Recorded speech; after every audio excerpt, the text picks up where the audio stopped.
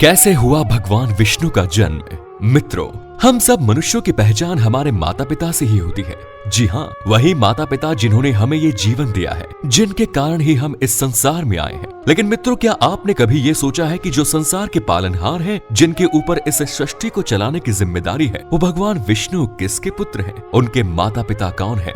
आज के इस वीडियो में हम आपको भगवान विष्णु की जन्म कथा बताएंगे और ये भी बताएंगे कि कैसे वो सृष्टि के पालन कर्ता बन गए। तो मित्रों, नमस्कार और स्वागत है आप सभी का एक बार फिर द डिवाइन टेल्स पर। वैसे तो हमारे शास्त्र ये कहते हैं कि ईश्वर वही है जो अजन्मा है, अमर है, अप्राकृत्य है, लेकिन फिर भी हमारे शास्त्रों में हर भगवान के जन्म से जुड़ी कथा भी उपलब्ध है। मान्यता है कि ब्रह्मा जी ने सृष्टि की रचना की, विष्णु पालन करता है और भगवान शिव संहार करता। सृष्टि निर्माण के वक्त भगवान सदाशिव ने विष्णु की उत्पत्ति की थी ताकि इस सृष्टि का सफलतापूर्वक संचालन हो सके।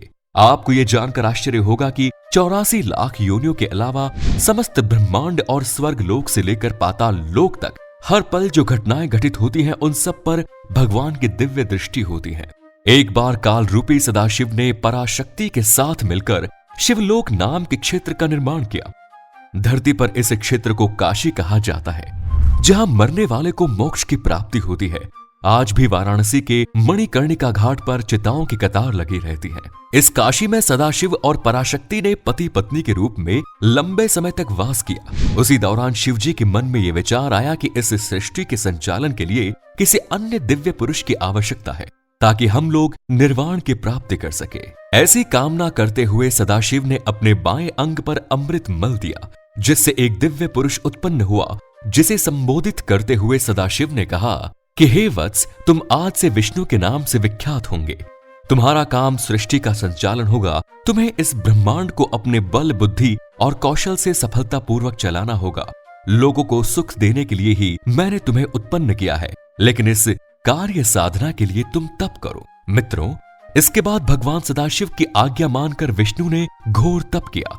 सालों तक वो कार्य सिद्धि के लिए कड़ी तपस्या करते रहे, लेकिन भगवान शंकर के दर्शन नहीं हुए। लेकिन उनकी तपस्या अनवरत चलती रही। तभी उन्हें एहसास हुआ कि उनके शरीर से जल धाराएं बह रही हैं। हर तरफ पानी ही पानी है। उसके बाद प्रकृति की उत्पत्ति हुई। फिर 3 गुण सत, रज और तम आए। उसके बाद शब्द, स्पर्श, रूप, रस और गंध की उत्पत्ति हुई। फिर पंचभूत बने और उसके बाद भगवान विष्णु का नाम नारायण पड़ गया। हालांकि जब भी भगवान विष्णु समेत सभी देवताओं को असुरों ने परेशान किया, तो वो भगवान सदाशिव के पास पहुंचे। खुद भगवान विष्णु भी असुरों का संहार करने और लोगों की सुरक्षा के लिए अब तक 23 बार अवतार ले चुके हैं। आप शायद उनके 10 अवतारों के बारे में ही जानते होंगे, लेकिन उन्होंने अब तक 23 अवतार लिए हैं और 24वां अवतार अब कलयुग में कल्कि के रूप में होने वाला है। शास्त्रों में वर्णित है कि संभल के विष्णु यशा नामक तपस्वी ब्राह्मण के घर भगवान कल्कि पुत्र के रूप में जन्म लेंगे। देवदत्त नामक सफेद घोड़े पर सवार होकर पापियों का संहार करेंगे और फिर से धर्म की स्थापना करेंगे। आपको ये जानकर हैरानी होगी कि 23 में से 2 अवतार अभी भी धरती पर जीवित है। भगवान विष्णु के 19वें अवतार महर्षि वेदव्यास, जिन्होंने महर्षि पराशर के घर जन्म लिया, जिन्होंने मनुष्यों की आयु और शक्ति को देखते हुए वेदों के विभाग किए, अभी जीवित हैं। इन्होंने ही पांडवों को स्वर्ग यात्रा की सलाह दी थी। इसके अलावा भगवान विष्णु के 18वें अवतार महर्षि जमदग्नि के पुत्र परशुराम भी अभी जीवित हैं। इन्होंने अपने पिता ऋषि जमदग्नि की मृत्यु का बदला लेने के लिए इस धरती को 21 बार क्षत्रिय विहीन कर दिया था।